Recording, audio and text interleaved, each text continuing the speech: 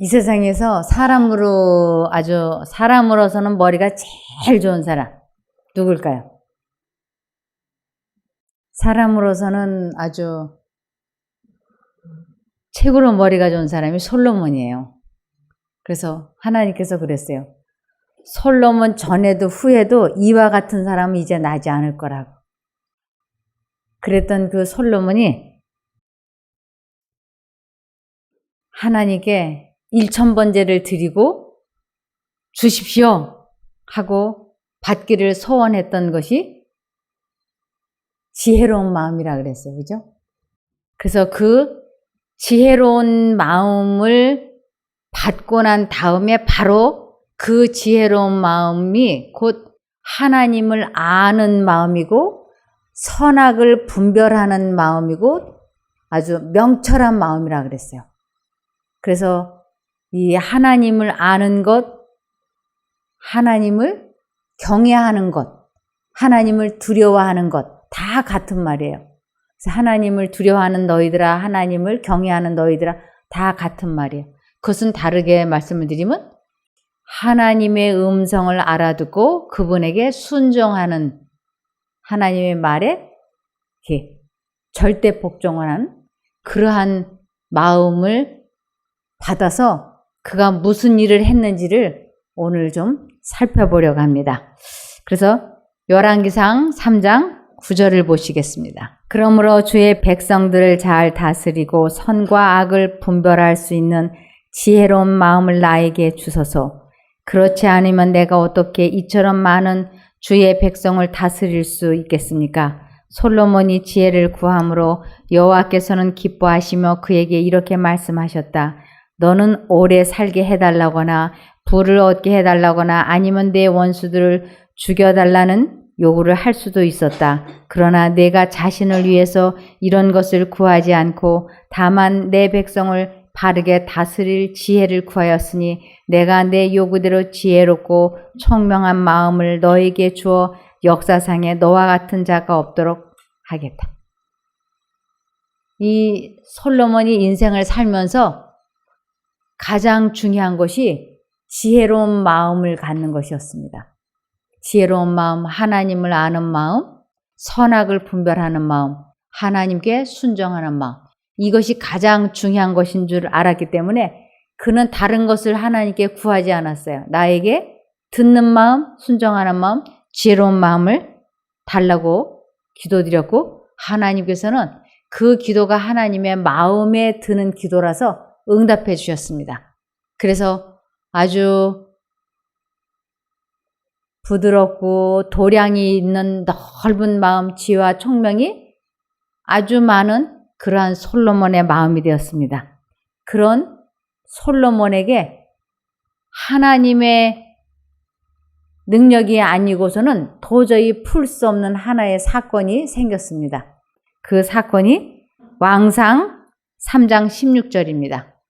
때에 창기 2 계집이 왕에게 와서 그 앞에 서며 한 계집은 말하되 내 주여 나와 이 계집이 한 집에서 사는데 내가 저와 함께 집에 있으며 아이를 낳았더니 나의 해산한 지 3일에 이 계집도 해산하고 우리가 함께 있었고 우리 둘 외에는 집에 다른 사람이 없었나이다. 그런데 밤에 저 계집이 그 아들 위에 누움으로 그 아들이 죽으니 저가 밤중에 일어나서 계집종 나의 잠든 사이에 내 아들을 내 곁에서 가져다가 자기의 품에 누이고 자기의 죽은 아들을 내 품에 누였나이다.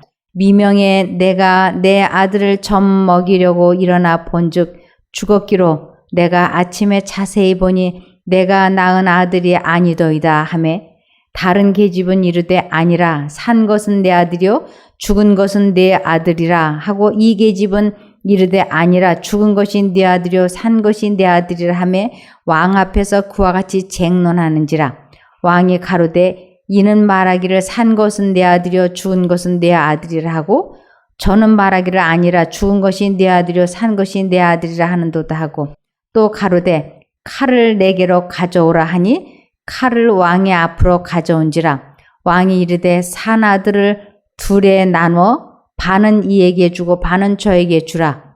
그 산 아들의 어미 되는 계집이 그 아들을 위하여 마음이 불붙는 것 같아서 왕께 아뢰되 가로되 청컨대 내 주여 산 아들을 저에게 주시고 아무쪼록 죽이지 마옵소서 하되 한 계집은 말하기를 내 것도 되게 말고 내 것도 되게 말고 나누게 하라 하는지라.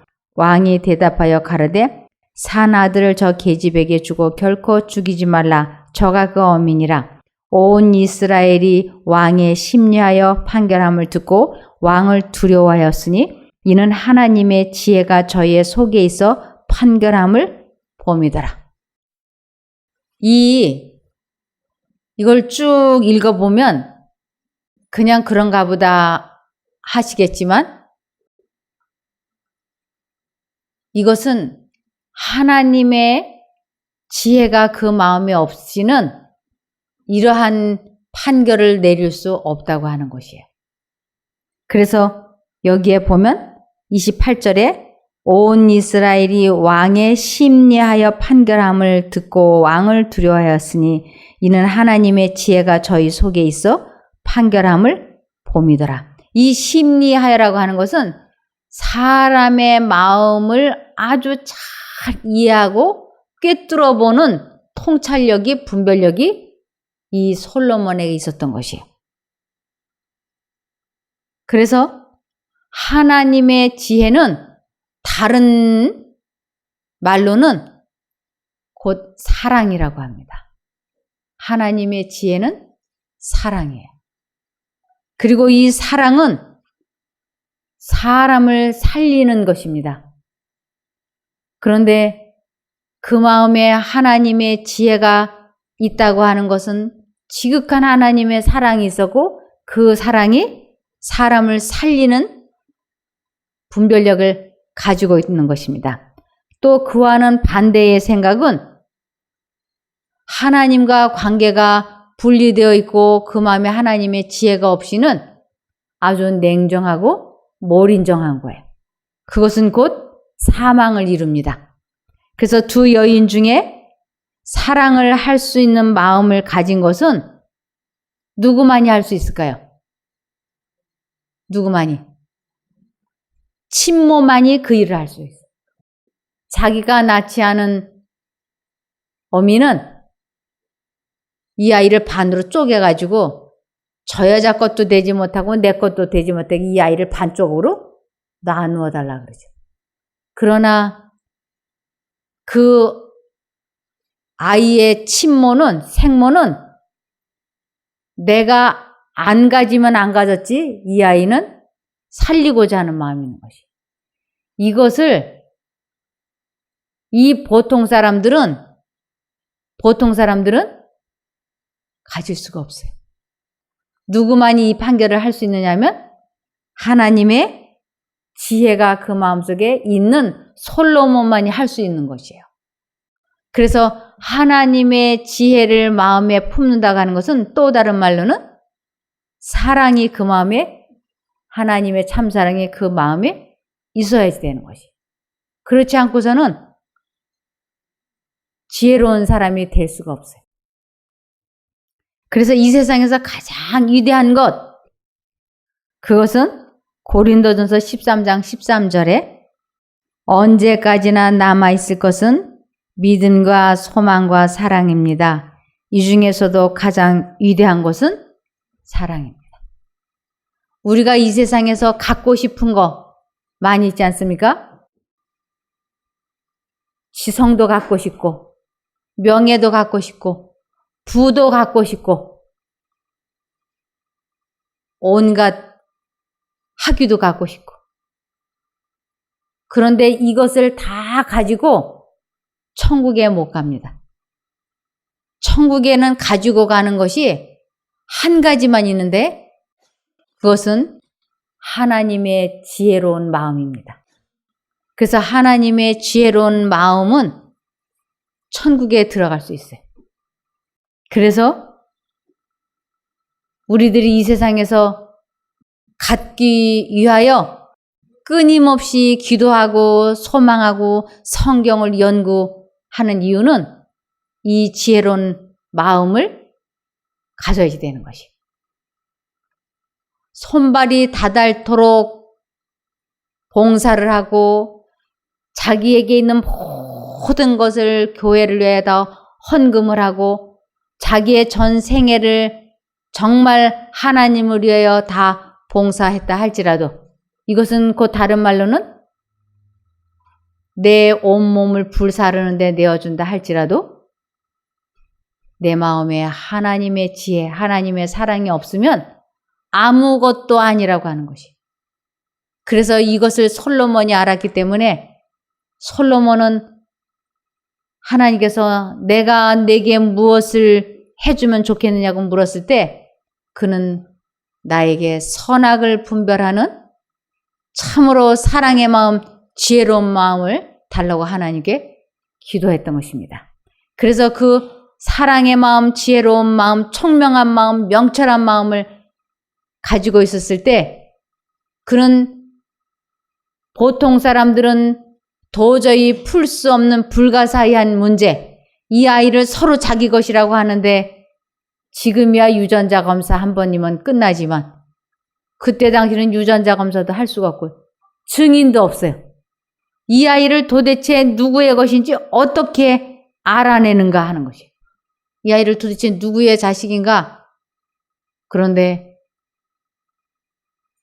사랑하는 사람은 그 아이의 생명을 아주 귀중히 여겨서 절대로 죽지 않기를 원할 것이라고 하는 것을 솔로몬이 알기 때문에 칼을 가지고 이 어린아이를 쪼개달라고 했을 때 그 어미가 내가 포기하겠다고.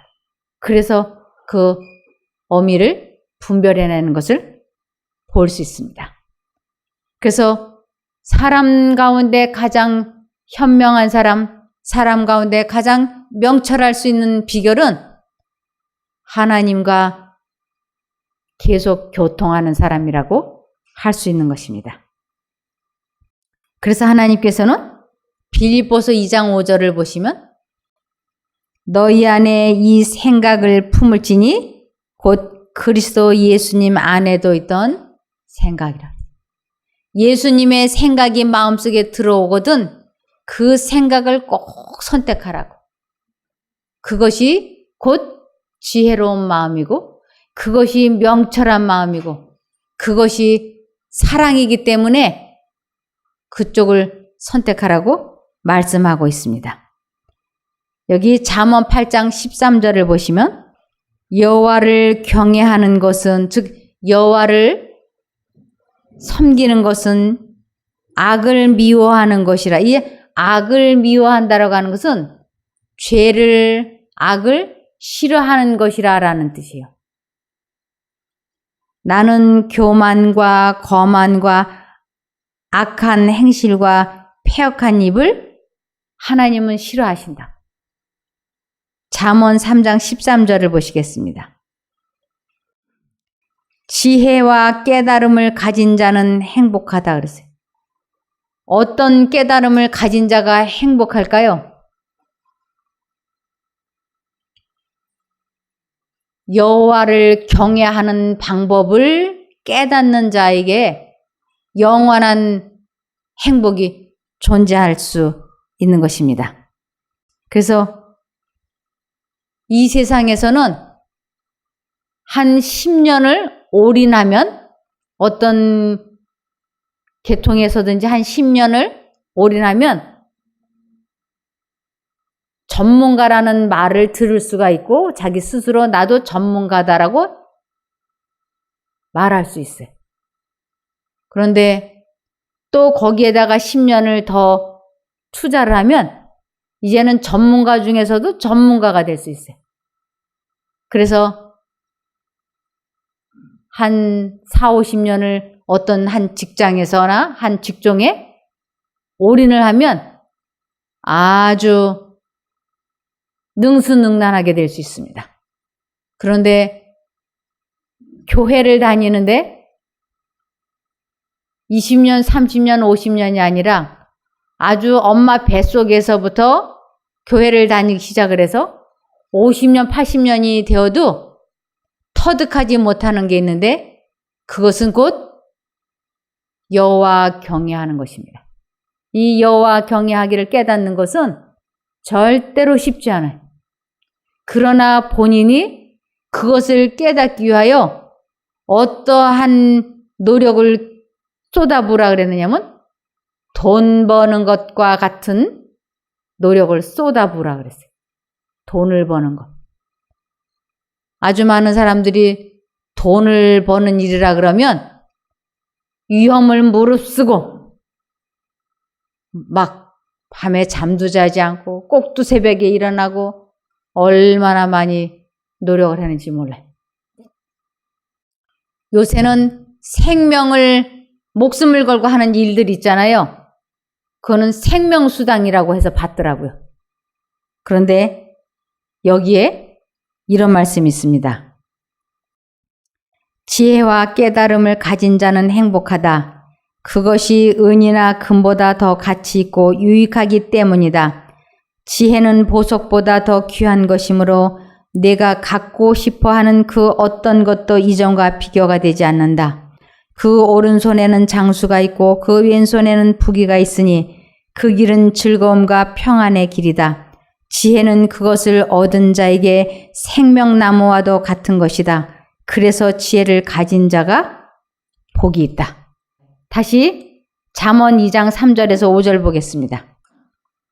내가 지식을 추구하고 깨달음을 얻고자 애쓰며 그것을 은이나 숨겨진 보물을 찾는 것처럼 찾고 구하면 여호와를 두려워하는 것이 무엇인지 깨닫게 되고 하나님에 대한 지식도 얻게 될 것이다.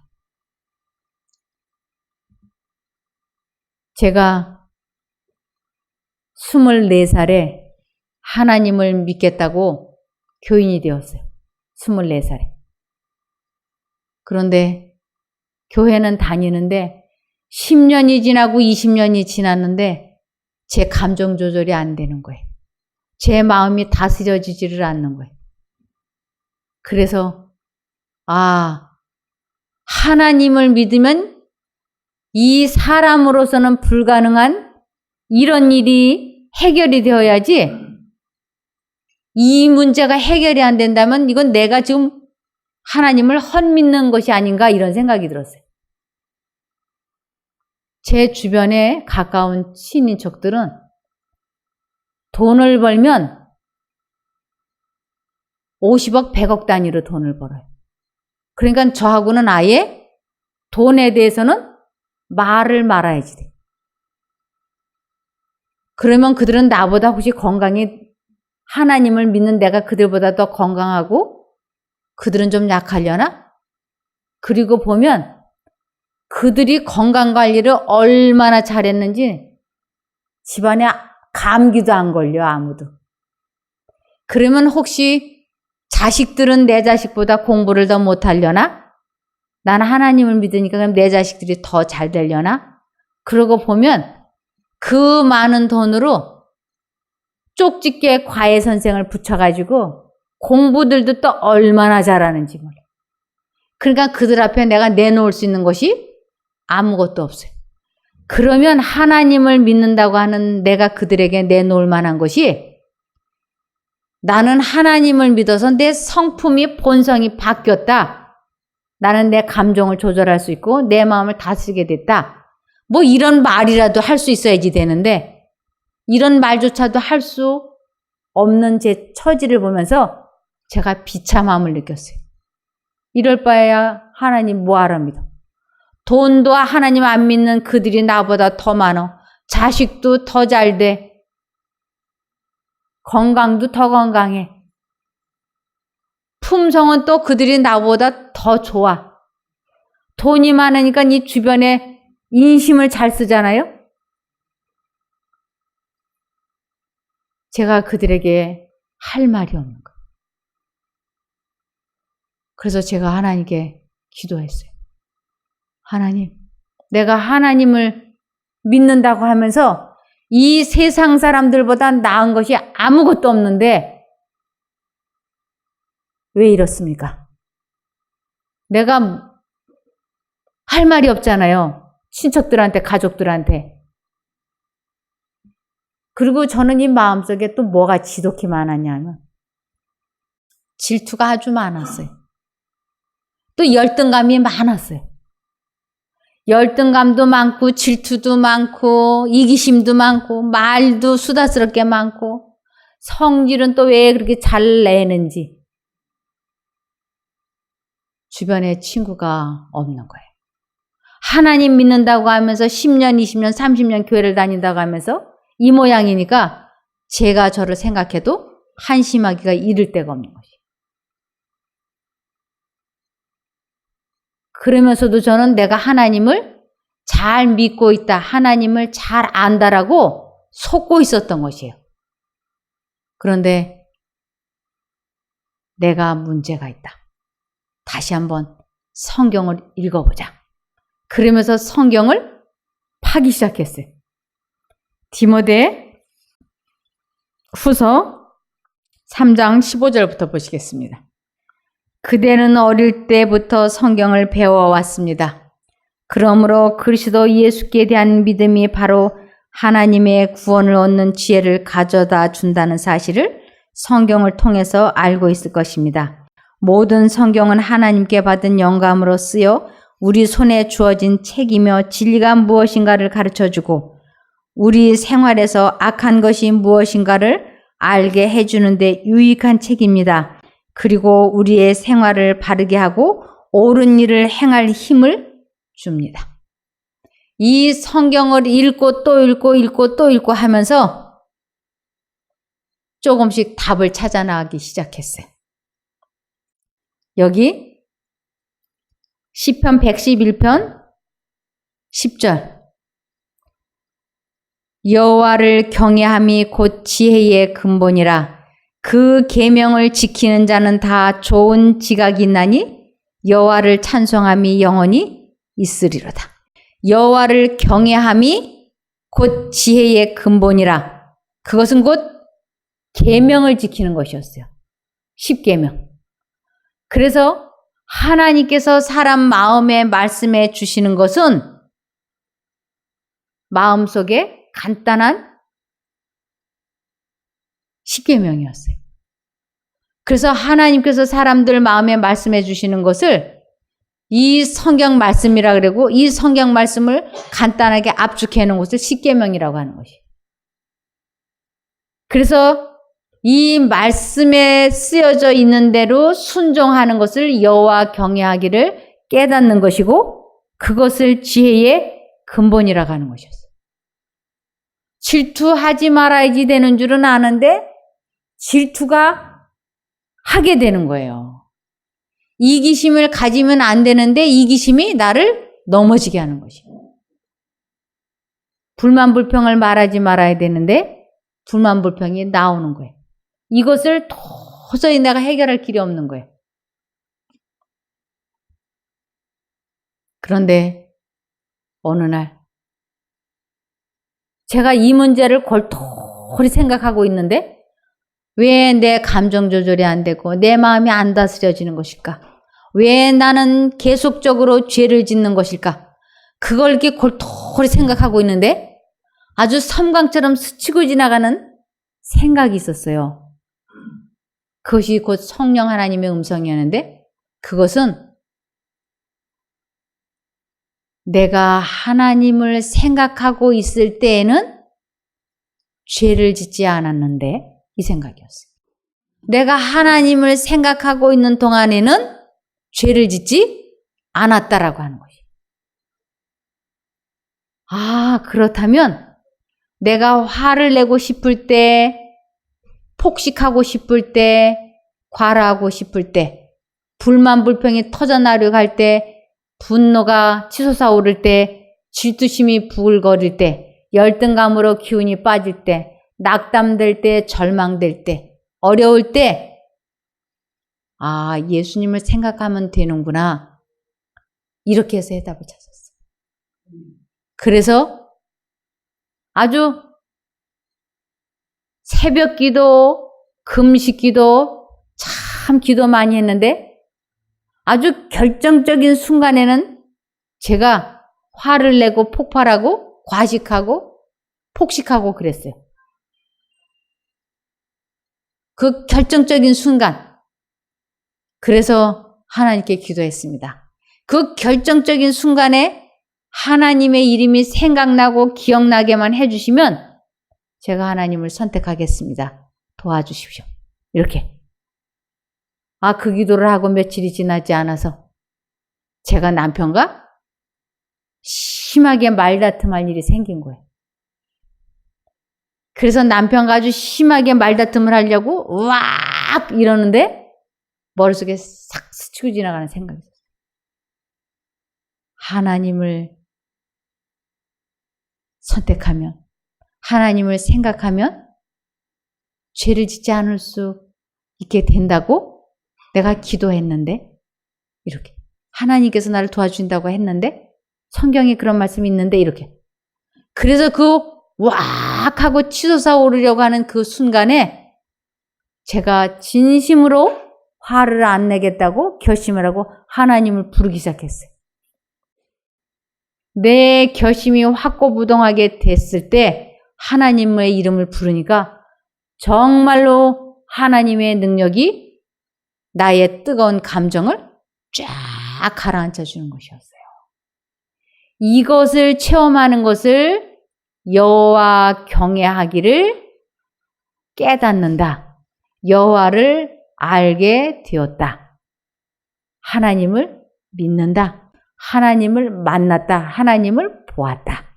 이렇게 성화했다. 회개했다. 믿는다. 십계명을 지켰다. 이렇게 여러 가지로 설명하고 있는 것이었어요. 그래서 이 마음이 막 괴롭고 힘들 때 우리가 해야 하는 것은 이것밖에 없는 것이에요. 로마서 10장 13절. 누구든지 주의 이름을 부르는 자는 구원을 얻으리라. 누구든지 예수님 하고 불러보세요. 이 예수님이라고 하는 이름 뜻이 마태복음 1장 21절을 보시면 아들을 낳으리니 이름을 예수라 하라. 이는 그가 자기 백성을 저희 죄에서 구원할 자이심이라. 그래서 예수님 하고 부르면 하나님께서 우리를 그 뜨거운 감정에서, 분노에서, 이기심에서, 욕망에서, 중독에서 해방시켜 주는 것이에요. 저는 연년생으로 아이를 둘을 낳아서 키웠어요. 그런데 그 연년생으로 아들을 둘을 키우는데 저희 아이들이 태어난 지 한 달 되고 석 달 되고 5개월 되고 8개월 될 때 하는 말을 제가 다 알아들을 수가 있었어요. 다른 사람은 못 알아들어요. 근데 저는 엄마이기 때문에 다 알아들을 수 있었어요. 1개월 된 아이가 응애 응애 그러면 이것이 배고프다고 하는 소리인지 이것이 졸립다고 하는 소리인지 기저귀를 갈아달라고 하는 소리인지 저는 그걸 알아들을 수가 있었어요. 5개월 때 응애응애 하는 소리, 8개월 때 응애응애 하는 소리 다 알아들었어요. 두 돌이 되었을 때 엄마 아큼아큼 할 때 그것이 아이스크림 달라고 하는 소리인지 제가 알아들었어요. 엄마 응아 응아 하면 변기통에 앉혀주었어요. 아들과 엄마 사이이기 때문에 많은 말을 하지 않아도 엄마 이렇게만 불러도 저는 다 알아들을 수가 있었어요. 엄마 너 이번에 시험 성적이 좋지 않게 나왔구나. 괜찮아 괜찮아. 위로해 줄 수 있었어요. 엄마 너 이번에 좋은 성적이 나왔구나. 축하한다. 축하. 군대 간 아들이 전화했어요. 엄마 네 여자친구 도망갔구나. 다 알아들을 수 있었어요. 우리의 엄마, 우리의 하나님, 우리의 아버지, 예수님 하고 부르면 구구절절히 기도를 하지 않아도 다 알아들었어요. 너 많이 슬프구나. 예수님, 너 돈이 없구나.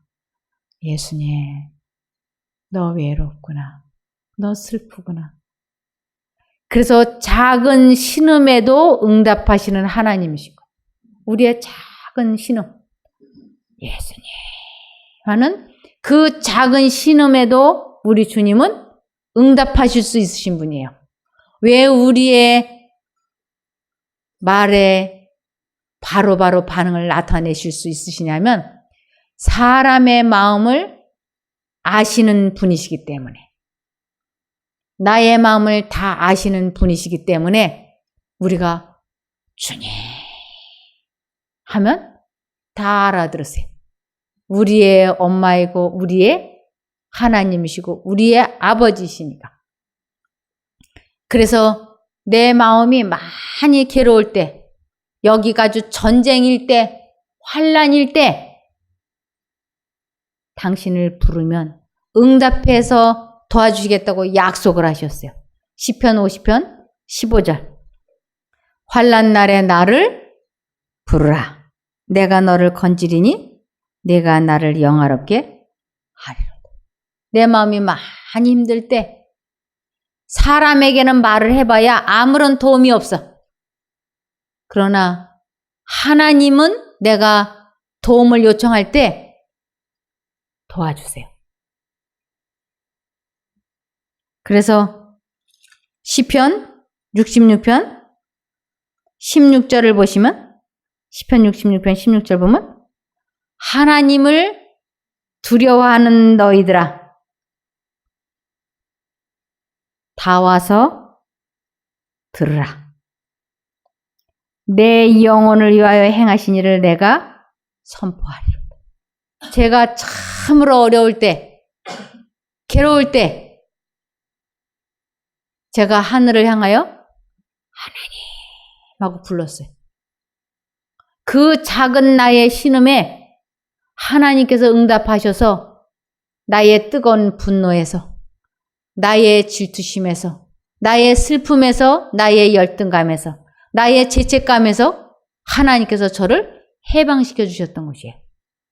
그것을 체험해보고 나니까 얼마나 기쁘든지, 이것을 여호와 경외하기를 깨달았다고 하는 것이, 이것을 여호와를 아는 것이라 그러고, 이것을 아는 것을 지혜로운 마음을 가졌다고 하는 것이, 우리 모두 지혜로운 마음, 여호와를 경외하는 것을 깨닫고 터득하셔서 회복되시기를 바라며 말씀을 마치겠습니다. 기도할까요? 하늘에 계신 저희들의 아버지 하나님, 솔로몬이 하나님께 간구했었던 것처럼 저희도 하나님께 진심으로 간구드립니다. 하나님을 아는 지혜로운 마음을 허락하여 주시옵소서.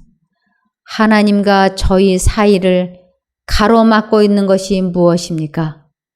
그것을 깨닫게만 해주시면 깨끗이 포기하겠사오니 하나님 저희들을 회개시켜 주시옵소서. 하나님을 마음에 꼭 모시기를 원하오니 도와주시기를 예수님 이름으로 기도드리옵나이다. 아멘.